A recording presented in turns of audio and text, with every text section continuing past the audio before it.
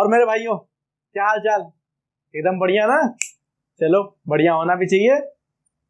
तो फिर हम लोग पहुंच गए हैं अपने अर्थमेटिक प्रोग्रेशन चैप्टर के पार्ट सेकंड में। पार्ट किसमें? सेकंड में। कल हम लोग पढ़े थे पार्ट फर्स्ट, आज हम लोग पढ़ेंगे पार्ट सेकंड। तो फिर आज हम लोग क्या पढ़ने वाले हैं? nth term of NAP. nth term, चलो पहले ये तो जान ले कल क्या पढ़े थे। कल पढ़े थे हम लोग कि एक एपी क्या होती है, एपी को कैसे पहचानते हैं, ठीक है, एपी कैसे बनाते हैं। तो मतलब एपी का कॉन्सेप्ट समझ आ गया था। थोड़ा बहुत रिवीजन करा दें कि कोई भी एक लिस्ट ऑफ नंबर है, उसके अगर दो भी टर्म का जो है डिफरेंस लिया जाए, मतलब जो आगे वाला टर्म उससे पीछे वाले टर्म को माइनस करते थे, तो हमारा कॉमन डिफरेंस हर जगह क्या आता था? सेम आ जाता था। हर जगह कॉमन डिफरेंस हमारा सेम आता था, तो वही हमारी हो जाती थी एपी। अब आज हम लोग पढ़ेंगे कि उसका nth टर्म कैसे निकालें, उसके एपी का क्या निकालें? nth term. ये nth क्या बोल रहे हैं, हमें कुछ पल्ले नहीं पड़ रहा है, चलो अभी समझ जाओगे। मान लो कोई नंबर है हमारा 5, 10, 15, 20 dot dot dot dot dot. ये हमारी एपी है क्योंकि 10 में से 5 गया, 5 कॉमन डिफरेंस, 15 में से 10 गया, 5 कॉमन डिफरेंस, 20 में से 10 गया तो 5 डिफरेंस। तो हर जगह डिफरेंस 5 5 5 है, तो ये हमारी एपी है, इसमें कोई परेशानी नहीं ना। अब मान लीजिए इससे कोई आपकी 5 की वैल्यू पूछे तो आप 5 प्लस कर देंगे 25, छठी वैल्यू पूछे तो आप 5 प्लस कर देंगे तो आप 30। ऐसे तो वैल्यू बता लेंगे, ऐसे आप जो है बता लेंगे वैल्यू। लेकिन अभी कोई बोल दे कि इसकी जो है 100वीं वैल्यू बताइए, तब जोड़ेंगे थोड़ा 5 5 5 5 करके 100 बार थोड़ा जोड़ेंगे, नहीं जोड़ेंगे ना। तो इसीलिए कि 100वीं वैल्यू, 200 वैल्यू, 400 वैल्यू, 500 वैल्यू, कौन सी वैल्यू बतानी है उसको बताने के लिए हम लोग यहाँ पे यूज करते हैं किसका? अपने प्यारे से कॉन्सेप्ट का, जिसको हम लोग बोलते हैं जनरल टर्म ऑफ एनएपी। जिसको हम लोग बोलते हैं क्या? जनरल टर्म ऑफ एनएपी का कॉन्सेप्ट, ठीक है। और इसको डिनोट करते हैं एएन से। एक डेली लाइफ में भी एग्जांपल आप सुन लीजिए। जैसे आप कहीं ज्वाइन किए, ठीक है, और वो कहा कि आपको 10,000 रुपए साल भर का देंगे। कम है? कम है, लेकिन मान लो चलो उतने में कर नहीं रहा, चलो कुछ करना नहीं है, सिर्फ आपको फ्री में 10,000 रुपए दे रहा है, ठीक। 10,000 रुपए आपको दे रहा है साल भर का। कहा कि हर साल हम आपकी सैलरी 1,000 रुपए बढ़ाएंगे। तो आपसे कोई पूछेगा 1 साल बाद तुम्हारी सैलरी, तो तुम कहोगे अरे यार इस साल 10,000 है, 1,000 प्लस हो जाएगी तो 11,000 हो जाएगी। फिर कोई और आया, कहा यार 2 साल बाद सैलरी कितनी हो जाएगी, तो कहोगे यार इस साल 10,000 है, अगले साल 1,000 बढ़ जाएगी, उसके बाद 1,000 बढ़ जाएगी, तो हमारी 12,000 सैलरी हो जाएगी, ठीक है। फिर कोई पूछा कोई तीसरा आया, वो पूछा 3 साल बाद तुम्हारी सैलरी क्या होगी, तो तुम कहोगे 10,000 है, 1,000 जोड़े 11,000, फिर अगले साल 12,000, 1,000 जोड़ दिए 12,000, फिर 1 साल जोड़ दिए 13,000, ठीक है। चलो 3 लोग आए, 3 लोगों ने निपटा दिए। तुम भी कहोगे यार नौकरी नहीं होगी, क्या होगी, सब सैलरी ही पूछते हैं, ठीक है। चलो ठीक है, तब तक तो ठीक थे। अब कोई आ गया, वो कहा कि बताओ भैया 15 साल बाद तुम्हारी सैलरी क्या होगी, 25 साल बाद तुम्हारी सैलरी क्या होगी। अब तुम जोड़ोगे 1,000 करके जोड़ोगे। चलो मान लो 1,000 है तो आसानी से जोड़ ले रहे हो। आई मान लो क्या तुम्हारे बोलता है कि हर साल सैलरी 124 रुपए बढ़ेगी, तब कैसे जोड़ोगे भाई? तब कैसे जोड़ोगे? हर बार 124 124 124, दिमागवा घूम जाएगा, ठीक है। तो इसीलिए उसी को करने के लिए हम लोग जो है यही कॉन्सेप्ट पढ़ने के लिए, इसी को हम लोग कहते हैं फ्यूचर वैल्यू प्रेडिक्ट करना। इसी को हम लोग कहते हैं क्या? फ्यूचर वैल्यू प्रेडिक्ट करना। तो फिर आज हम लोग जो है बनेंगे पंडित जी, फ्यूचर वैल्यू बताएंगे। अरे तुम्हारी सैलरी इतने साल बाद क्या होगी, इतने साल बाद क्या होगी। खुश हो गए लोग जान के, ठीक है। तो हम लोग जो है आज जानेंगे, तो सबसे पहले हम लोग जनरल टर्म देख लेते हैं। उसी का पहले फॉर्मूला डिराइव कर लेंगे, फिर उसी फॉर्मूले पे खूब ढेर सारे क्वेश्चन करेंगे एनसीईआरटी के, ताकि आपको ना लगे कि लेवल ज्यादा है, ना आपको लगे लेवल कम है। देखिए हम तो यहाँ 4-5 क्वेश्चन तो करवा देंगे, लेकिन प्रैक्टिस आप लोगों को खुद से घर पे करनी पड़ेगी, क्योंकि जब तक आप लोग खुद नहीं प्रैक्टिस करेंगे तब तक कॉन्सेप्ट समझ में नहीं आएगा। कोई भी टीचर आपको मैथ का कॉन्सेप्ट समझाता है तो कॉन्सेप्ट भले समझा देगा, लेकिन उसका प्रैक्टिकल यूज, उसका आप कब तक जो है फॉर्मूले में यूज आप तब तक करना नहीं सीखेंगे जब तक जो है आपको खुद नहीं आता रहेगा। क्योंकि क्वेश्चन डायरेक्टली तो देगा नहीं, वो हल्का फुल्का घुमाएगा, और ज्यादा नहीं घुमाएगा। 10th में है तो हल्का फुल्का ही घुमाएगा, लेकिन वो हल्का फुल्का कोई देख पाए उसके लिए क्या होनी चाहिए? प्रैक्टिस होनी चाहिए। मान लिया आपको आ भी गया तो उसमें एग्जाम में बहुत टाइम लगेगा, तो फिर मैथ की आपको खूब अच्छे से प्रैक्टिस होनी चाहिए। तो इसीलिए यहाँ पे हम जो है पहले कॉन्सेप्ट पढ़ाएंगे, छोटा सा ही कॉन्सेप्ट है। कॉन्सेप्ट खत्म होने के बाद आपको जो है 5-6 क्वेश्चन करवा देंगे, ठीक है। उसके बाद आप लोग घर जा करके खूब प्रैक्टिस करिएगा।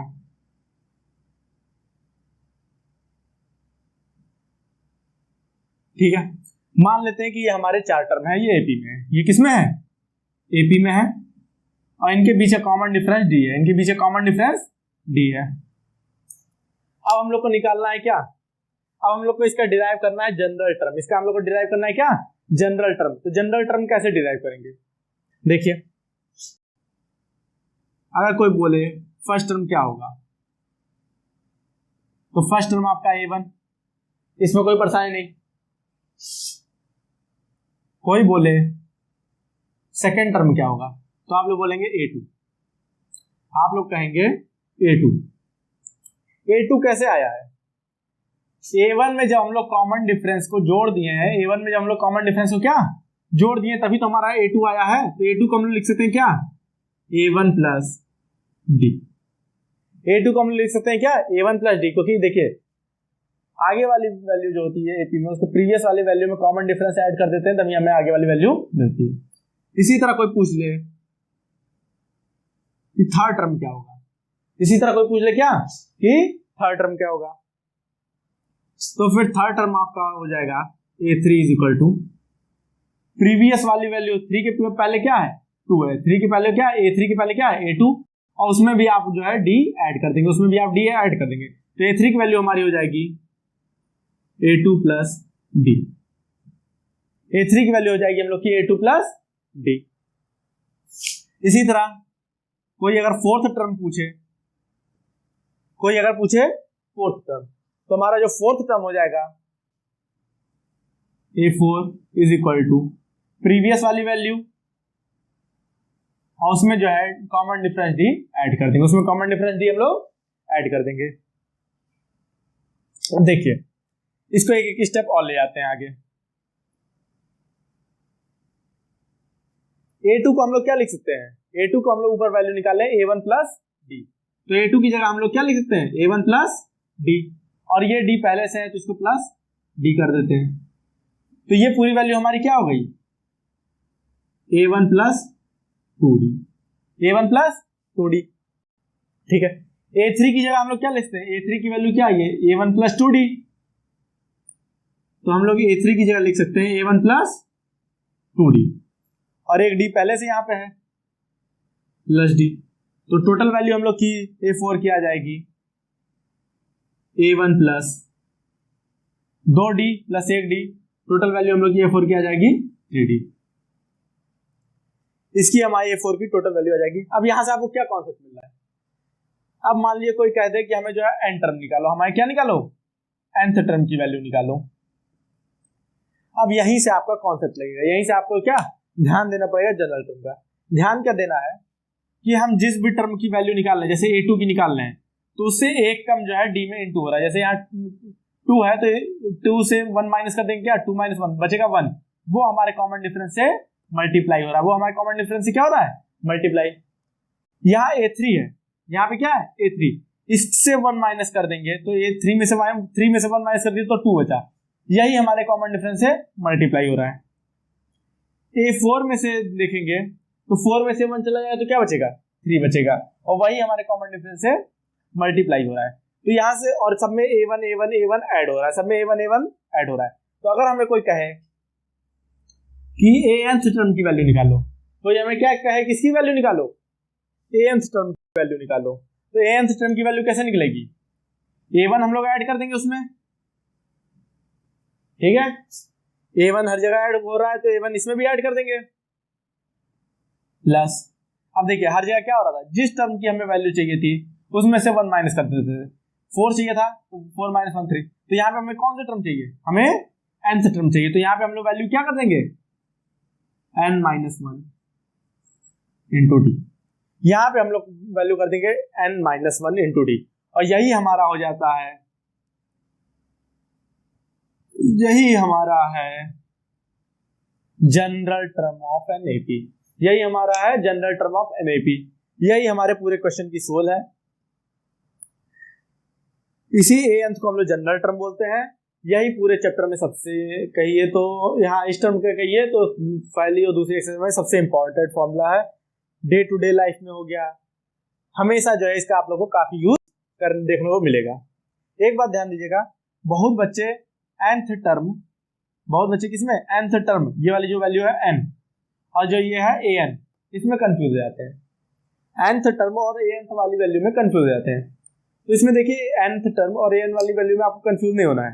nth टर्म वो हुआ कि कौन सा टर्म, nth हुआ कि कौन सा टर्म, और anth हुआ हमारा कितना टर्म। जैसे आपकी सैलरी 5 साल बाद, 6 साल बाद, 7 साल बाद, 8 साल बाद कितनी है, तो ये हमारे 5, 6, 7, 8, ये हमारा क्या था, ये n था कि कौन से कितने, ये हमारे क्या हुआ, ये n हुआ कि कौन सा टर्म।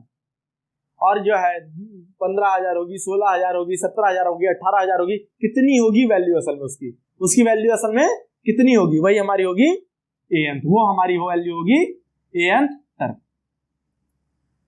तो उम्मीद करते हैं कि इससे जो है आप लोग का सारा कॉन्सेप्ट क्लियर हो गया होगा। यही हमारा जनरल टर्म है, इसमें इससे ज्यादा बताने कोई जो है जरूरत नहीं है। इसके बाद आप लोग को ध्यान देना है कि इसी पे अलग अलग कॉन्सेप्ट पे अलग अलग क्वेश्चन खूब ढेर सारे ट्राई करने हैं, क्योंकि कॉन्सेप्ट ही जो है ऐसा चीज है जो आप, क्वेश्चन लगाना ही ऐसा चीज है जो आपको जो है कॉन्सेप्ट की क्लियरिटी देगा। तो फिर हम लोग अब इस पे जो है क्वेश्चन ले लेते हैं, ठीक है। तो हमारे दो पहले क्वेश्चन, एक क्वेश्चन, दो क्वेश्चन। सोच रहा हूँ इतनी जगह है भाई, इतनी जगह इसके लिए बहुत है, ठीक है। छोटे छोटे क्वेश्चन होते हैं। ये हमारा जनरल टर्म लिखा हुआ है कि एक एपी का जनरल टर्म क्या होता है, जैसे कि प्रूफ करा ही दिए, anth is equal to a plus ये वाला जो टर्म है उससे एक घटा दीजिए और d, ठीक है। चलिए, तो सबसे पहला और सबसे बेसिक क्वेश्चन, इसमें ध्यान दीजिएगा कि कोई भी क्वेश्चन करने से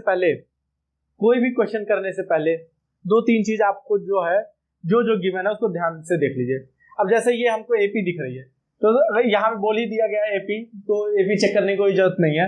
यहाँ पे सीधे हम लोग को क्या करना है, सबसे पहले हमें उसका कॉमन डिफरेंस दिख रहा है, सबसे पहले हमें उसे हमें पहला टर्म देखना है। सबसे पहले हम उसका क्या देखेंगे, पहला टर्म। तो पहला टर्म इसका है 2, तो इसका हमारा a1 बन जाएगा क्या, इस क्वेश्चन का a1 बन जाएगा 2, ठीक है। तो उसके बाद देखेंगे कितना ऐड हो रहा है, तो 2 में कितना ऐड करेंगे वो 7 हो जाए, तो 2 प्लस इसको निकालने के लिए क्या 7 में से 2 माइनस कर दिए, आगे वाले में से पीछे वाले को माइनस कर दिए, 7 माइनस 2 5 आ जाएगा।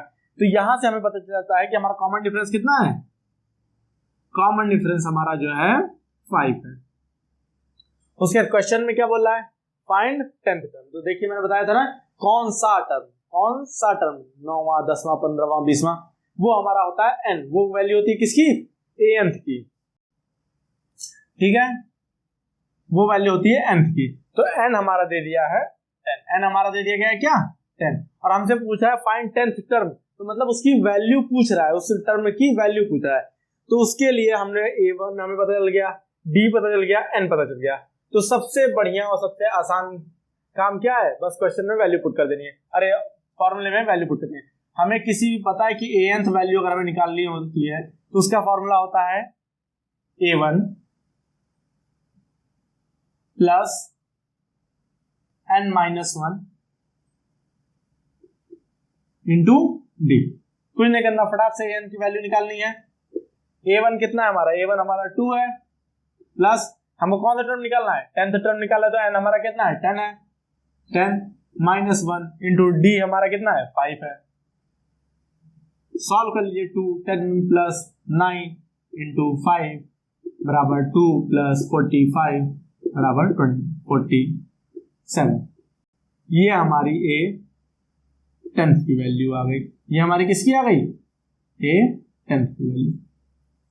कुछ करना था, नहीं करना था, बस वैल्यू पुट कर दिए किसमें, उस फॉर्मूले में जो अभी हम लोग क्या जनरल पैटर्न से निकाले, इसीलिए इसको कहते हैं general term of an AP.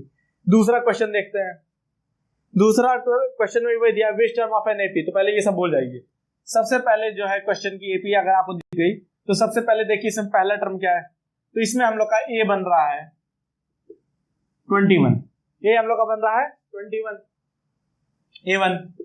उसके बाद हमें कॉमन डिफरेंस निकालना है, तो आगे वाले में से पीछे वाले को माइनस कर दिए, मतलब अगले टर्म में नेक्स्ट टर्म से प्रीवियस वाले टर्म को माइनस कर दिए, तो हमारा जो कॉमन डिफरेंस बनेगा 18 माइनस 21, तो ये फिर हो जाएगा -3।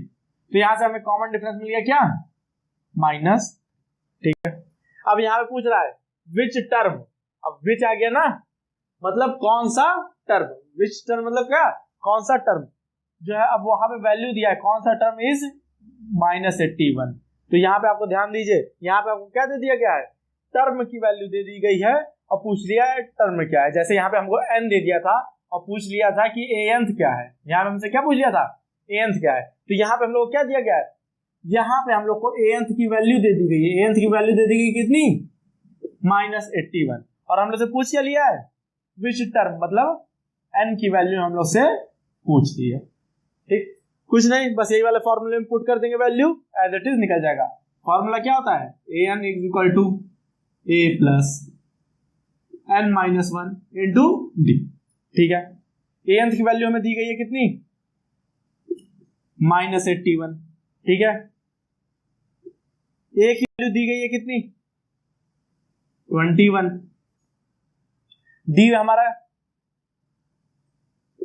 n हमको निकालना है, n की वैल्यू नहीं पता, d हमारा कितना है, -3। इसको सॉल्व कर लेते हैं, इधर +21 है, इधर आएगा -21 हो जाएगा, तो 81 माइनस 21, ठीक है, बराबर n-1 इंटू -3। ठीक है, 81 और 21 कितना हो जाएगा, -102 हो जाएगा। ठीक है, यहां -3 मल्टीप्लाई में है, इधर आएगा तो डिवाइड में हो जाएगा, -3 इज इक्वल टू n-1। इसको काट देंगे, 3 3 जा 9, 1 जा 4 जा। ठीक है, तो 34 बराबर n-1। -1 इधर माइनस में है, इस साइड आएगा तो +1 हो जाएगा, तो n बराबर हम लोग का आ जाएगा कितना, 35। तो मतलब हम लोग कह सकते हैं कि इस AP का जो 35th टर्म रहेगा वो हमारा कितना होगा, -81। तो फिर हम लोग, आप लोग ध्यान से देख लिए, हम लोग क्या करना है, बस हम लोग को AP देखनी है, उसमें हम लोग को से जो है इंफॉर्मेशन कलेक्ट करनी है कि क्या क्या दिया है, क्या क्या हम लोग को निकालना है। उसके बाद जो हम लोग को फॉर्मूला पता है उसको जो है हम लोग को डायरेक्टली पुट कर देना है। ये तो हो गए 2 क्वेश्चन डायरेक्टली फॉर्मूले पे। अब थोड़ा बहुत 1-2 क्वेश्चन में जो हम लोग को जो है बहुत हल्का सा, ज्यादा नहीं, हल्का सा दिमाग यूज करना पड़ेगा। तो अगला 2 क्वेश्चन हमारा ये है, अगला 2 क्वेश्चन है, क्या है ये, मत समझिएगा कि लेवल बहुत इजी है, ये सब एनसीईआरटी क्वेश्चन है, ये भी मत समझिएगा हार्ड है, जैसे कुछ लोग समझते हैं कि बहुत इजी है, कुछ लोग समझेंगे बहुत हार्ड है, लेकिन मैं बता रहा हूँ सिर्फ मॉडरेट लेवल है ये, जो कि जो है एग्जाम में आता है। सबसे पहले क्वेश्चन देखेंगे, डिटरमाइन एपी। अच्छा, यहाँ पे हम लोग क्या बनानी है, एपी बनानी है, whose थर्ड टर्म इज 5। अब हमको यहाँ पे देखिए क्वेश्चन में क्या इंफॉर्मेशन दी है उसको निकालना पड़ेगा। हमको दिया गया है क्या, थर्ड टर्म, मतलब A3 कितना है, 5 है। ठीक है, एंड 7th टर्म इज 9, और उसका 7th टर्म क्या है, 9, उसका 7th टर्म है 9। हम लोग को क्या चाहिए, एपी। तो मैंने कल बताया था कि एक एपी को डिटरमाइन करने के लिए 2 सबसे जरूरी चीज क्या है, सबसे पहले उसका आपको जो है पहला टर्म पता होना चाहिए, सबसे पहले उसका आपको क्या पता होना चाहिए, पहला टर्म जो कि ए, और दूसरी बात उसका पता होना चाहिए डी, कॉमन डिफरेंस। अगर ये दोनों चीज आपको पता है तो आप किसी भी उसका जो है किसी भी टर्म की जो है आप एपी बना सकते हैं। तो फिर यहाँ पे हम लोग का मेन काम क्या है, ए और डी निकालना। और ए और डी कैसे निकालेंगे, सबसे पहले ध्यान दें, हम लोग को फॉर्मूला पता है कि an इज इक्वल टू होता है a plus n-1 into D. सबसे पहले हम लोग को पता है फॉर्मूला होता है an is equal to a plus n-1 into D. ठीक है, an की वैल्यू यहाँ पे देखिए हम लोग को 2 बार दी गई है, तो एक बार हम लोग को an की मतलब ये थर्ड जब दिया गया है तो उसकी वैल्यू क्या है, 5 इज इक्वल टू ए लिखते हैं, मतलब ये हमारा a1 ही होता है फर्स्ट टर्म, प्लस n की जगह हम लोग कितना रखेंगे, n की जगह हम लोग का रखा है 3, तो 3 - 1 is equal 2 into D. 5 is equal to a plus 2 into D, ये हमारा पहला इक्वेशन बन गया।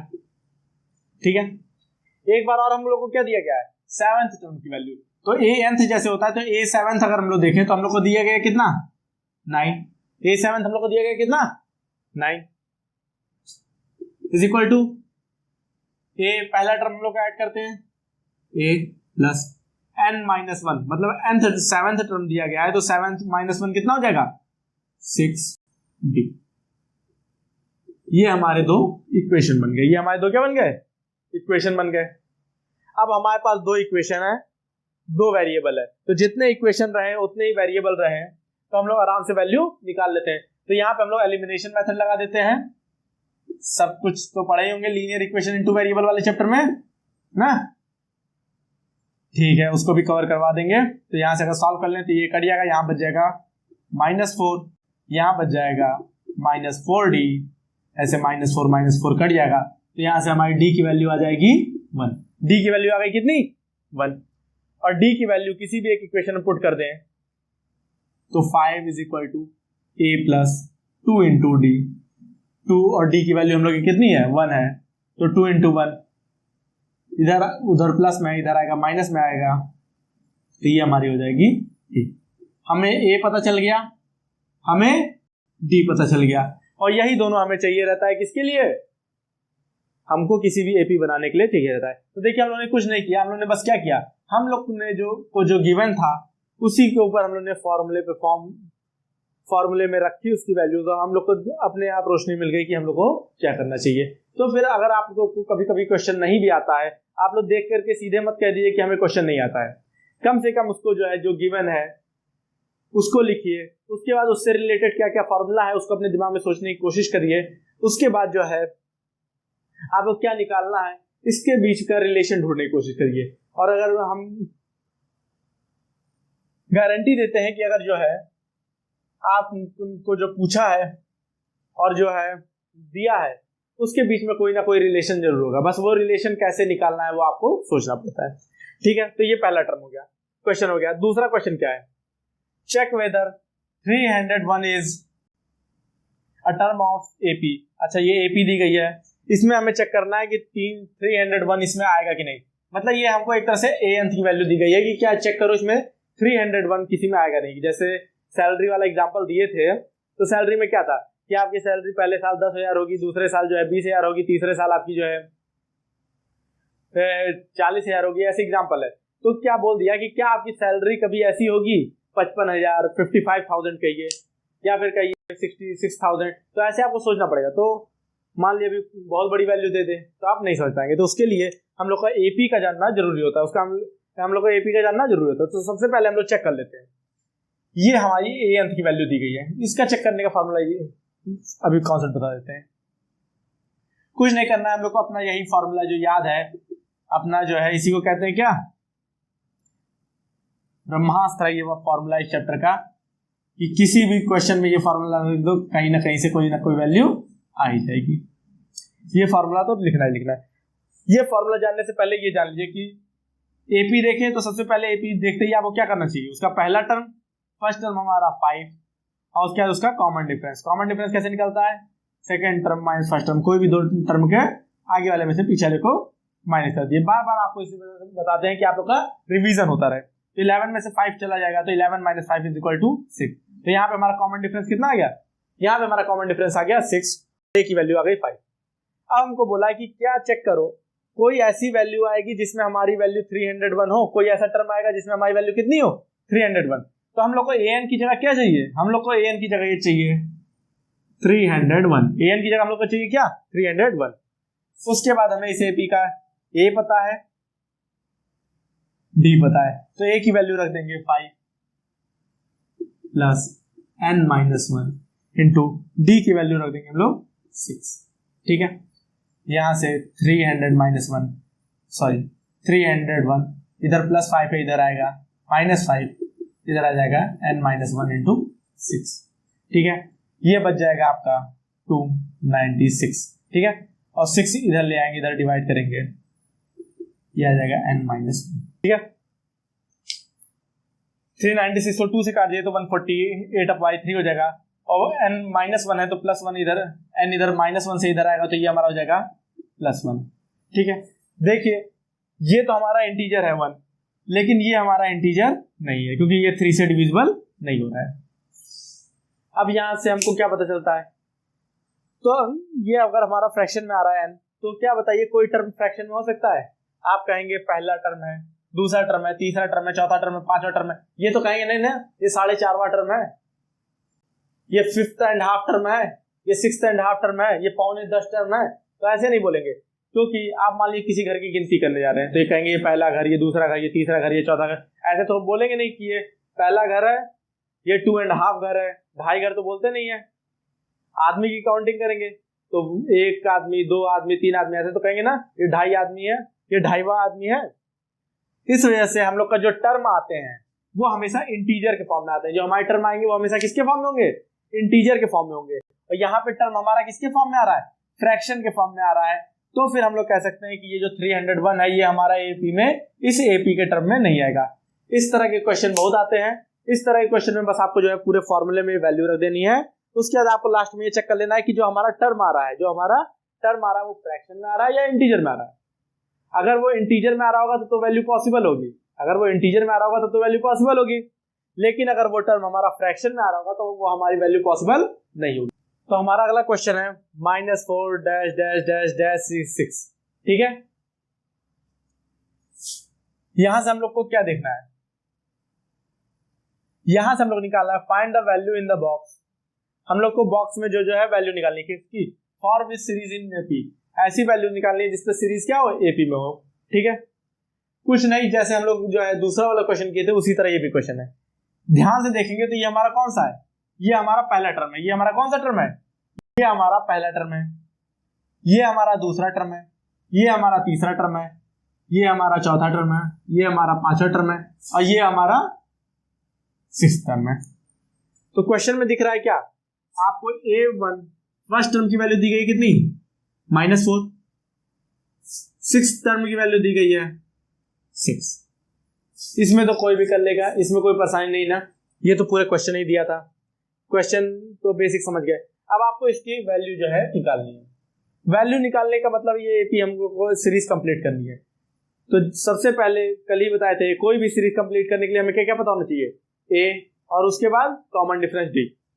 तो ए तो हमें पता है, फर्स्ट टर्म तो हमें पता है, लेकिन हमें कॉमन डिफरेंस नहीं पता है। तो उसके लिए जो है हम लोग कॉमन डिफरेंस के लिए ध्यान दीजिए, कुछ ना कुछ दिया रहेगा। तो यहाँ हम लोग का A6 दिया गया है, तो इससे ये कॉमन डिफरेंस कैसे निकाल सकते हैं? देखिए, अगर हम लोग अपना जनरल टर्म का फॉर्मूला लगा दें, an equal to a plus n-1 into D, तो यहां से क्या होगा? an की वैल्यू मान लीजिए A6 के लिए निकाले तो हम लोग की A6 की वैल्यू कितनी दी गई है? 6 दी गई है। a हम लोग का -4 है प्लस nth टर्म मतलब 6th टर्म दिया है ना, तो यहाँ पे n की वैल्यू कितनी हो गई? 6-1 इंटू डी। ठीक है, साफ दिख रहा है, इक्वेशन बन गई। यहाँ से डी हम लोग को निकालना है। -4 इधर से इधर आएगा तो +4 हो जाएगा और 6 + 4 10 हो जाएगा। ठीक है, इधर 6 में से 1 जाएगा तो 5d, 5 से इसको काट देंगे तो ये हमारा 2 हो जाएगा। तो d बराबर हमारा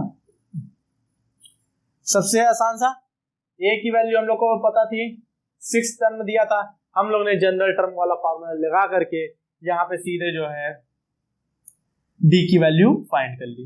बस इसके बाद तो क्वेश्चन खत्म ना, क्वेश्चन खत्म हो गया। अब हम लोग को जो है टर्म निकालना है, तो माइनस कैसे निकालते हैं? A2 निकालना रहता है तो या तो आप डायरेक्ट +2 करके भी निकाल सकते हैं, या फिर डायरेक्ट आप जो है एग्जाम में करेंगे तो ऐसे तो डायरेक्ट वैल्यू लिख नहीं देंगे, तो एग्जाम में जो है आप लोगों को निकालनी पड़ेगी। A2 कर की, A3 की, A4 की, A5 की। कैसे निकालेंगे? A2 होता है A+D ना, 2 - 1 इंटू डी, तो क्या हो जाएगा? यहाँ 2 रखेंगे और -1 करेंगे तो ये A+D आ जाएगा। ऐसे 3 की जगह यहाँ 3 रखेंगे तो 3 - 1 आ जाएगा +2D। इसी तरह A4 के लिए निकालेंगे तो n में अगर 4 रखेंगे तो 4 - 1 बचेगा तो 3 बचेगा, तो 3 इंटू डी, तो इसको हम लिखते हैं A+3D। इसी तरह 5 वाली वैल्यू निकालेंगे तो यहाँ पे A+5 - 1 इंटू डी, तो ये हमारा हो जाएगा A+5 में से 1 चला जाएगा तो क्या बच जाएगा? 4D। ठीक है, ये हमारी वैल्यू आ गई।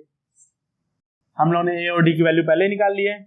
A की वैल्यू हमारी आई है -4, D की वैल्यू हमारी आई है +2, यहाँ हो गया -2। तो हमारा जो है सेकंड टर्म हो गया, ये हमारा हो गया सेकंड टर्म क्या? -2। ठीक है, इसी तरह A3 की वैल्यू निकालनी है तो A हम लोग का है -4 प्लस 2 इंटू D भी हमारा आया है 2, तो 2, तो ये हो गया -4 + 4 कट गया, ये आ गई वैल्यू 0, तो यहाँ पे हमारा वैल्यू आ गई 0।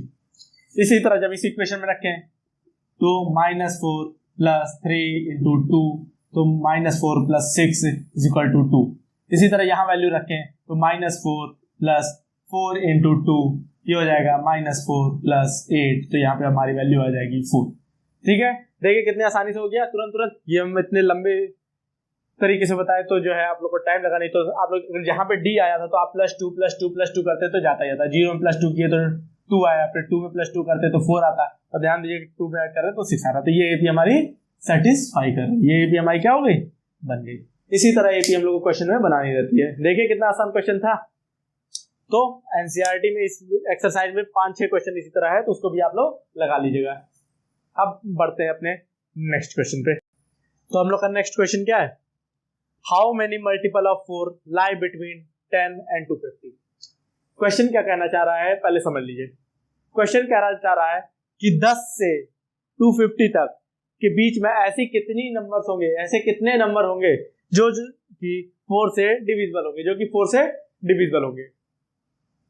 तो इस तरह के क्वेश्चन में हमें सिर्फ, हर तरह के क्वेश्चन में बस आपको 2 टर्म चाहिए, एक जो है हमें ए मिल जाए और एक हमें क्या मिल जाए, डी। ये दोनों मिल गए तो हम जो है हमारी जिंदगी सफल हो गई। ठीक है, जिंदगी नहीं सफल हो गई भाई, एपी का क्वेश्चन लग गया। ठीक, तो जब चलिए चेक करते हैं कि जो है ये कैसे होगा। तो सबसे पहले देखते हैं फर्स्ट टर्म ऐसा कौन सा होगा जो कि 4 से डिवाइड होगा। तो अगर देखें 10 जो है 4 से नहीं डिवाइड हो रहा है, इसमें अगर हम लोग 2 ऐड कर दें तो 12 जो है ऐसा पहला नंबर है 10 से लेकर 250 के बीच में, जो कि जो है 4 से डिवाइड होता है। ठीक है, इसी तरह का हम लोग लास्ट नंबर देखें जो कि 4 से डिवाइड हो तो 250 नहीं कटेगा, हमारा लास्ट नंबर कौन सा कटेगा, 248। इसमें कई सारे बीच में नंबर होंगे, ये हमारा जो है 248। पता है ना कैसे चेक किए, नहीं पता तो ऐसे चेक कर लिया करो यार, बच्चों वाला काम है। 250 है, इसको 4 से डिवाइड करो तो ये 24 आएगा, 10 इसको डिवाइड कर दो 2 से 8 आएगा, यहाँ रिमाइंडर 2 आया, मतलब अगर ये रिमाइंडर 2 ना होता तो ये हमारा जो है 4 से कट जाता। तो 250 में से हम लोग 2 घटा देंगे तो ये हमारा 4 से कट जाएगा। ठीक है, ये तो इतना समझिए कि जो है पहली वैल्यू जो है हमारी 10 से ऐसे 12 से कटेगी, ये जो है 240। अब ध्यान दीजिए, अब यहाँ पे आप लोग को सोचना ये है कि अब टोटल नंबर तो आप लोग निकालेंगे नहीं, तो हम लोग ये जानते हैं कि ये हम लोग का आखिरी टर्म है, ये हमारा क्या है, आखिरी टर्म है, ये हमारा क्या है, फर्स्ट टर्म है, ये हमारा जो है एनथ टर्म है। यहाँ पे A2 होगा, A3 होगा, A4 होगा, A5 होगा। तो ये देखिए 1 से चल रहा है, 1 2 3 4 5 6 7 8, ये कहाँ तक जा रहा है, n तक जा रहा है ना। तो n जो होगा, जो वाला ये टर्म होगा, उतनी हमारे क्या होंगे, डिविजिबल होंगे। नहीं समझे, जैसे 12 जो है पहला नंबर होगा जो कटेगा, ठीक है, उसके बाद 16 होगा जो दूसरा नंबर होगा जो कटेगा, उसके बाद जो है आपका 20 होगा जो तीसरा नंबर होगा जो आपका कटेगा, ऐसे 4 से। ये सब आप लोग चेक कर देंगे, ऐसे डॉट डॉट डॉट कई सारे नंबर होंगे। तो आखिरी नंबर हम लोग कौन सा है, आखिरी नंबर जो हम लोग कट रहा है वो तो हम लोग जान ही लिए 248 है, 248। इसको अगर हम लोग nth मान ले तो ये जो nth वाला टर्म होगा, इतने ही नंबर तो डिविजिबल हो रहे होंगे 4 से। जैसे अगर मान लीजिए कोई पूछ लेता कि 12 से लेकर 20 तक जो है कितने नंबर 4 से डिवाइड हो रहे हैं, तो इसको भूल जाइए। तो आप लोग ध्यान दीजिए, तो ये कहेंगे कि पहला तो 12 डिवाइड हो रहा है, दूसरा 16 डिवाइड कर रहा है, थर्ड टर्म हमारा 20 है, तो ये जो है 20, 3 टर्म हमारे जो है 12 से लेकर 20 के बीच में जो कि डिवाइड हो रहे होंगे। तो चेक क्या करना है हम लोग को, बस ध्यान देना है कि जो लास्ट टर्म होगा, इस तरह क्वेश्चन में हमेशा ये करना है, जो लास्ट टर्म होगा, जो कि लास्ट टर्म होगा उसको जो है चेक कर लेंगे कि वो कौन से नंबर पे आ रहा है, वो कौन से नंबर पे आ रहा है, और वहीं से हमारा जो है कितने नंबर मल्टीपल होंगे वो पता चल जाएगा। तो लास्ट वाला टर्म किस नंबर पे आ रहा है, तो n टर्म पे माने, तो बस यही हमको निकाल लेना है। तो फिर सबसे पहले एपी लिख लेते हैं। तो एपी में देखिए हमारा फर्स्ट टर्म हो गया क्या, 12। हम लोग को 4 का मल्टीपल चाहिए, तो मतलब क्या, जो भी वैल्यू है वो 4 से डिवाइड होती जाए। तो यहाँ पे हमारा देखिए 12 है, उसके बाद कौन डिवाइड हो रहा है, 16 डिवाइड हो रहा है, उसके बाद 20 डिवाइड हो रहा है। तो ये हमारी क्या, सब में डिफरेंस कितने कितने का है, 4 है, क्योंकि सब 4 से डिवाइड हो रहा है। तो ये हमारी क्या, एक एपी बन गई। तो और जिसका कॉमन डिफरेंस कितना है, जिसका कॉमन डिफरेंस हमारा जो है 4 है, जिसका कॉमन डिफरेंस 4 है। अब हमें वैल्यू चाहिए nth की, और n की वैल्यू चाहिए, और anth वैल्यू उसकी हमें पता है, उसकी anth वैल्यू हम लोग की पता है। तो सिर्फ हम लोग को ये वाला जनरल टर्म वाला फॉर्मूला लगा देना है, an is equal to A plus N minus one into D. ठीक है, एन आपको पता है कि nth नंबर वाला जो हमारा वैल्यू होगी वो 248 है, जो कि 4 से डिवाइड हो रही है। ए हम लोग को पता है, एन हम लोग को पता करना है और डी हम लोग को पता है, तो फिर तुरंत वैल्यू रख देते हैं 248 इज इक्वल टू ए की वैल्यू हम लोग की है 12 plus N minus one, D की वैल्यू हम लोग की है 4। यहां से 12 माइनस हो जाएगा तो 236, इधर प्लस में इधर माइनस में, 4 इधर आके डिवाइड हो जाएगा, 4 5 20 4 59 n माइनस वन, तो n माइनस वन 59 बराबर आ गया हमारा n minus one, minus one इधर आ जाएगा तो ये हमारा हो जाएगा 60 बराबर है। तो हम लोग कह सकते हैं टोटल हमारे कितने नंबर हैं, ये पहला नंबर जो है 4 से डिवाइड हो रहा है, ये दूसरा नंबर 4 से डिवाइड हो रहा है, ये तीसरा नंबर डिवाइड हो रहा है, ये कौन सा, ये 60वां नंबर है जो कि 4 से डिवाइड हो रहा है। ठीक है, इसके बाद अगर कोई नंबर देखेंगे तो वो 2 जो 4 से डिवाइड हो रहा है वो तो 250 हो जाए 2 हो जाएगा, लेकिन हमें 250 तक ही निकालना है। हमें कहां तक निकालना है, सिर्फ 250 तक निकालना है, तो इस वजह से इस नंबर को नहीं लेंगे। तो देखिए ये 60वां नंबर हमारा जो है 4 से डिवाइड हो रहा है, तो हम लोग कह सकते हैं कितने नंबर हम लोग के जो है 4 से डिविजिबल है, हम लोग सीधे कह देंगे कि हमारे जो नंबर 4 से डिविजिबल है वो कितने हैं 60, और यही हमारा क्या हो जाएगा आंसर। अगर आप लोग को एक बार प्रैक्टिस हो जाएगी, ध्यान से सुनिए, अगर ये आपको एक बार प्रैक्टिस हो जाएगी तो बहुत ही आसानी से आप ये क्वेश्चन कर लेंगे, बहुत ही आसानी से आप ये सारे क्वेश्चन क्या कर लेंगे। सिर्फ आपको थोड़ी प्रैक्टिस चाहिए, थोड़ा आप लोग को अपना दिमाग खुला रखना चाहिए, और जो है चीजों को समझनी आनी चाहिए, चीजों को आप तुरंत ग्रैस्प कर लें, तुरंत इमेजिन कर लें कैसे ये होगा, उसी से हम लोग को जो है कोई भी क्वेश्चन होगा लग जाएगा। तब यहां से उम्मीद करते हैं कि आप लोग को जनरल टर्म ऑफ एपी क्या होती है वो समझ में आ गई होगी। अब कल टर्म चैप्टर में हम लोग बात करेंगे कि जनरल टर्म के अलावा कितने टर्म है उनका सम निकालना, कितने टर्म है उनका सम निकालना। कल की वीडियो में कॉन्सेप्ट भी बताएंगे, क्वेश्चन भी करवाएंगे, और उसमें जो है आप लोग को ध्यान से सुनना पड़ेगा, ठीक है, हमेशा की तरह, और घर पे जाके हमेशा की तरह क्या करना पड़ेगा, एक्सरसाइज लगानी पड़ेगी। तो फिर ये पढ़ा देने से आपकी एक्सरसाइज जो 5.2 है, सेकंड वाली एक्सरसाइज कल जो पढ़ाई थी उससे आपकी 5.1 एक्सरसाइज लग गई होगी। ये वाली वीडियो देखने के बाद आपकी 5.2 एक्सरसाइज पूरी आराम से लग जाएगी। तो फिर कल तक के लिए, नेक्स्ट वीडियो तक के लिए bye bye and take care.